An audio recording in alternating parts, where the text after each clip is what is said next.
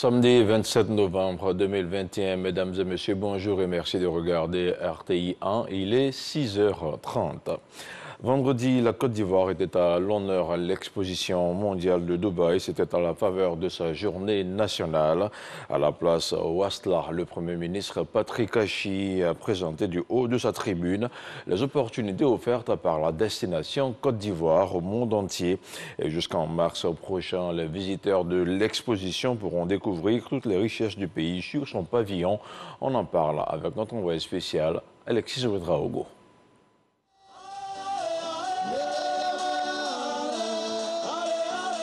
Le drapeau ivoirien a flotté bien haut ce vendredi sous le dôme stellaire de la place Al-Wazla de l'exposition mondiale de Dubaï. Le chef du gouvernement, à ses côtés plusieurs ministres, est soutenu par des visages ivoiriens de la scène internationale. Il n'y a pas meilleure manière de promouvoir la destination Côte d'Ivoire, tant en investissement qu'en tourisme, que d'être là avec la culture pour le faire. La Côte d'Ivoire en Afrique est le pays phare d'un monde, c'est important qu'on soit là. Et c'est important en tant qu'ambassadeur de ce pays d'être ici aujourd'hui et de représenter la Côte d'Ivoire. Pour le directeur exécutif du commissariat général de l'exposition, la Côte d'Ivoire, forte de ses progrès enregistrés ces dernières années, a beaucoup à offrir au monde. Lorsqu'il prend la parole, Patrick Achi salue la mobilisation autour de la Côte d'Ivoire. Autre temps fort, la visite du pavillon ivoirien, fortement marqué par sa culture. Pour la ministre d'État, cette présence ivoirienne à l'Expo Dubaï 2020 reste la marque d'une Côte d'Ivoire qui se fait une place dans le concert des nations. Nous sommes là pour leur faire savoir, pour leur montrer ce que nous avons, mais nous sommes là aussi pour les inviter à venir en Côte d'Ivoire. Signature d'accords de coopération, rencontre fructueuse à l'occasion du forum économique. Pour le chef du gouvernement, la moisson est bonne. On a une très bonne moisson. Vous le savez, nous sommes venus pour un certain nombre d'événements, dont 2 majeurs, je dirais même 3. Le premier, c'était de signer des agréments pour faciliter les relations économiques entre la Côte d'Ivoire et les Émirats. Donc des questions et des accords liés à la non-double taxation, des questions liées à la protection des investissements, des questions liées également à la suppression des visas pour les officiels qui vont d'un pays à l'autre. Donc tout ça, ces accords, ces 4 accords qui ont été signés par le ministre des Affaires étrangères. La deuxième grande étape, c'était celle du forum économique. Rencontrer les hommes d'affaires, rencontrer les officiels ici des Émirats, à Dubaï, pour leur présenter toutes les opportunités qu'on a en Côte d'Ivoire et qui sont dans la vision du président, son Excellence M. Alassane Ouattara, qui est de transformer sur place, dans notre pays, la totalité des productions et des matières premières que nous avons pour avoir de la valeur ajoutée, pour créer des emplois pour les jeunes et pour investir dans les besoins sociaux, d'éducation, de santé, de routes, etc. Et nous avons trouvé une oreille très attentive. Ils ont été admiratifs du potentiel de notre pays. La troisième partie, donc, c'est le stand. Vous voyez où nous sommes aujourd'hui. Et ce stand permet à lui seul, sans voyager, de découvrir la Côte d'Ivoire, sa production, sa culture, ses artistes. Et quand on a fini de faire le tour du stand, on n'a qu'une seule envie, c'est de prendre un vol Emirates et de partir en Côte d'Ivoire. L'Expo Dubaï 2020 referme ses portes en mars 2022. Toujours à Dubaï, les chambres de commerce du Portugal et de Côte d'Ivoire sont désormais des partenaires. Les 2 entités viennent de signer un protocole d'accord, un protocole qui doit donner plus de visibilité entre les échanges entre les 2 pays. Les explications d'Adama Koné, envoyé spécial à Dubaï. Au-delà des discours officiels, des actes concrets. Illustration de l'intérêt que les opérateurs étrangers manifestent pour la Côte d'Ivoire. Ici, une signature d'accord entre 2 chambres de commerce sous le regard du ministre d'État, ministre des Affaires étrangères, Kandia Camara. C'est vraiment, j'allais dire, une victoire pour le secteur privé d'échanger et d'avoir la même vision pour nos différents secteurs privés et aussi dans les échanges entre notre gouvernement et le gouvernement polonais. Parce que l'impulsion justement de la relation entre nos 2 secteurs augure justement d'un bel avenir par rapport aux échanges commerciaux, au plan industriel, au plan des investissements.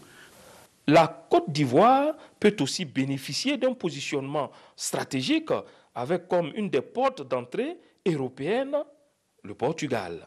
La Pologne peut jouer un rôle de pont pour la Côte d'Ivoire, pour un marché de 450 millions d'Européens.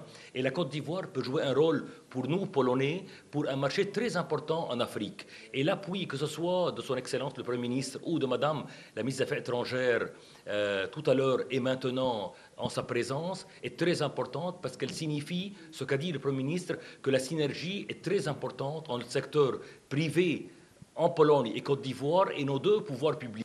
Ces deux chambres consulaires entendent travailler dans le cadre d'un partenariat gagnant-gagnant pour le développement de leurs entreprises et partant le bien-être des populations. Retour maintenant sur le continent avec notamment ce mot de sécurité et de défense. Le contingent ivoirien de la MINUSMA, basé à Tombouctou au nord du Mali, a reçu la visite du chef d'état-major général des armées. Le général Lassina Doumbia est allé féliciter et encourager ses hommes déployés aux côtés des autres forces pour la conquête de la paix au Mali.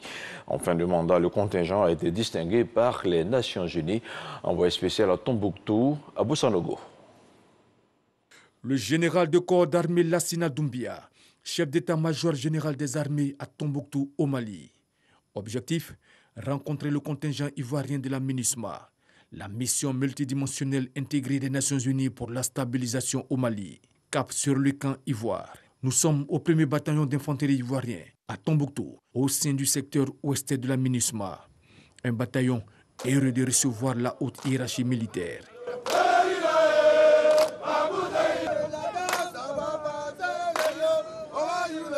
Le 1er bataillon d'infanterie ivoirien a été déployé sur le théâtre malien en 4 vagues successives du 18 novembre 2019 au 27 septembre 2020. Il a accompli à ce jour 29 missions de longue durée, de longue portée et 1500 missions de courte durée ou de routine sur toute l'étendue du secteur ouest. Bientôt en fin de mission, après 2 années de loyaux services à la MINUSMA, son mérite, sa bravoure, son engagement et ses qualités professionnelles sont reconnus et salués par les Nations Unies. Les personnels civils et militaires du secteur ouest ont reçu des diplômes d'honneur, des diplômes de reconnaissance et des médailles qui représentent l'ONU. Vous méritez par votre inconditionnel engagement et par votre patriotisme vrai le satisfecit de notre nation. Une distinction qui honore la Côte d'Ivoire. Le chef d'état-major général des armées a exprimé la gratitude des forces armées de Côte d'Ivoire aux Nations Unies. Je voudrais traduire aux autorités du département des opérations de maintien de la paix de l'ONU la reconnaissance de l'État ivoirien pour la confiance témoignée en faisant des forces armées de Côte d'Ivoire l'unité pilote dans le nouveau format des bataillons organiques en opération de soutien de la paix. Cette marque de confiance est d'autant plus perceptible quand l'on sait que la Côte d'Ivoire est passée du statut de pays abritant une opération de soutien à la paix à celui de contributeur de troupes en 3 années. Lassina Doumbia n'a pas manqué d'exprimer toute sa fierté à ses hommes. Vous avez fait honneur à votre armée. Vous avez honoré votre pays. Je voudrais, au nom du président de la République, chef suprême des armées, du ministre d'État, ministre de la Défense, vous féliciter car vous avez œuvré au rayonnement des forces armées de Côte d'Ivoire. Le bataillon ivoirien déployé à Tombouctou est fort d'un effectif de 41 officiers, 437 sous-officiers et 172 militaires du rang, dont 25 jeunes filles, soit un total de 650 hommes. Autre chose à présent, environ 3 semaines après le démarrage de l'opération de recensement général de la population, la ministre du Plan et du Développement était sur le terrain. Niali Kaba est allée s'enquérir de l'état d'avancement de l'opération dans la commune d'Abobo. Elle a visité plusieurs ménages. Le compte-rendu de Géna Toubé. La ministre du Plan et du Développement sur le terrain aux côtés des agents recenseurs. L'image traduit l'extrême importance, mais aussi l'intérêt et l'enjeu de cette opération de recensement des populations et de l'habitat. Dans cet immeuble au quartier Colatier dans la commune d'Abobo, 140 ménages des non-nationaux se sont mobilisés pour se faire recenser. Dans les débuts, ça n'a pas été chose facile. Mais grâce aux techniques d'approche qui nous ont été donnés lors de la formation. Bon, nous pouvons dire qu'au fil du temps, la population a accepté de se faire recenser. Ils sont venus, on ne nous a pas trouvés, mais ils ont trouvé les gens, on nous a recensés. Les enfants ont donné tout le nom de ceux qui sont dans la maison. Dans la même commune d'Abobo, Carrefour Diallo, au quartier PK18, les agents recenseurs sont bien accueillis par les ménages, nationaux comme non nationaux. Une disposition que la ministre Kabaniale apprécie et encourage pour la suite des opérations. Nous constatons que Abobo adhère fortement au recensement. C'est une grosse satisfaction. Je suis persuadée que Abobo va profiter de ces quelques jours de ratissage qui nous ont été donnés par le président de la République, son Excellence M. Alassane Ouattara, pour parachever et même avant. Parce que si on maintient le rythme d'Abobo actuel, Abobo va finir avant tout le monde. Selon le ministère du Plan et du Développement, qui n'avance pas de chiffres, la commune d'Abobo est en matière de collecte de données la plus avancée de toutes les communes dans le district d'Abidjan. La ministre Niale Kaba compte sur l'engagement citoyen et civique de toutes les populations pour la réussite de l'opération.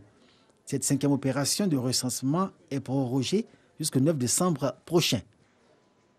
Les responsables de la formation des organes dirigeants de l'AEMC, entendus par l'Association des élèves et étudiants musulmans de Côte d'Ivoire, se sont réunis pendant 3 jours à Biabou, dans la commune d'Abobo.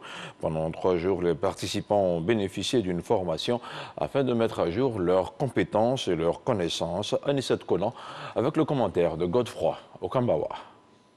De l'AEMC, l'Association des élèves et étudiants musulmans de Côte d'Ivoire. C'est l'objectif du CIMA 2021, le conseil des imams de cette association, à travers une formation dont le thème est « Formation dans les organes dirigeants » de l'AEMC. L'objectif pour nous, c'est d'essayer d'harmoniser le contenu de la formation pour que les AEMC partout sur le territoire national puissent être formés de la même manière. Et pour ce qui concerne surtout l'aspect religieux, nous faisons autant que faire se peut notre possible pour pouvoir aider le bureau exécutif à la formation donc, de nos AEMC et pour qu'ils connaissent ce qu'on pourrait appeler le vrai visage de l'islam. Pour le parrain ex-militant de l'AEMC, il était important d'accompagner ses jeunes frères face à tous les dangers qui minent le monde musulman. Pour que l'AEMC soit une structure forte, justement, la formation est une pierre angulaire. Parce que sans formation, on ne peut pas aujourd'hui changer la société. Donc déjà, il faut que les AEMC soient formés. C'est une problématique qui s'est posée à nous quand on était encore étudiants. Il faut être mieux formé.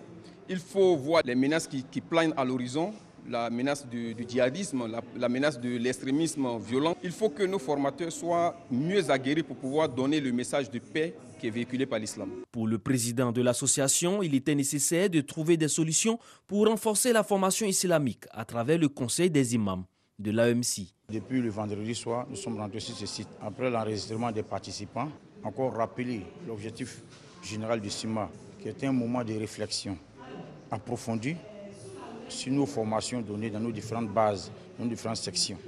Et après cela, nous sommes passés par des ateliers de formation qui ont eu lieu sur plusieurs thématiques liées aux réalités du moment. Et l'objectif était d'arrêter des résolutions liées au CIMA. L'un des objectifs également de ce CIMA, c'était de célébrer nos imams, de leur rendre hommage, parce que ce sont des gens qui ont œuvré. Le CIMA se tient une fois tous les 2 ans. C'est le rendez-vous par excellence d'actualisation et de réforme de la formation de l'AEMC. Dans l'actualité internationale au Burkina Faso, malgré la suspension de l'Internet mobile et l'interdiction de manifester l'opposition, une partie de la société civile appelle à descendre dans les rues ce samedi. Et selon les organisateurs, il s'agit d'une marche pour la paix et contre la politique sécuritaire du gouvernement. Le maire de la ville de Ouagadougou a déjà prévenu dans un communiqué publié cette semaine. Il annonce que tout rassemblement dans les rues de la capitale burkinabé sera dispersés. Et puis en Algérie, 24 millions d'électeurs doivent choisir les assemblées communales et de wilaya pour un mandat de 5 ans. Les opérations de vote anticipé ont débuté depuis mercredi dernier avec des bureaux itinérants dans le sud du pays. Au terme de 3 semaines de campagne, le taux de participation reste le principal enjeu de ce scrutin. Dernière étape du processus engagé par les autorités algériennes censées renouveler les institutions. Les électeurs sont appelés à choisir parmi les listes d'indépendants ou de partis politiques. Le traditionnel FLN est celui qui représente le plus de partis, sinon de candidats, suivi du RND. Voilà, c'est tout pour ce 6h30. Merci de l'avoir suivi. Hamza Diaby sera chez vous à 10h et à 13h. Quant à moi, je vous retrouve ce soir à 23h.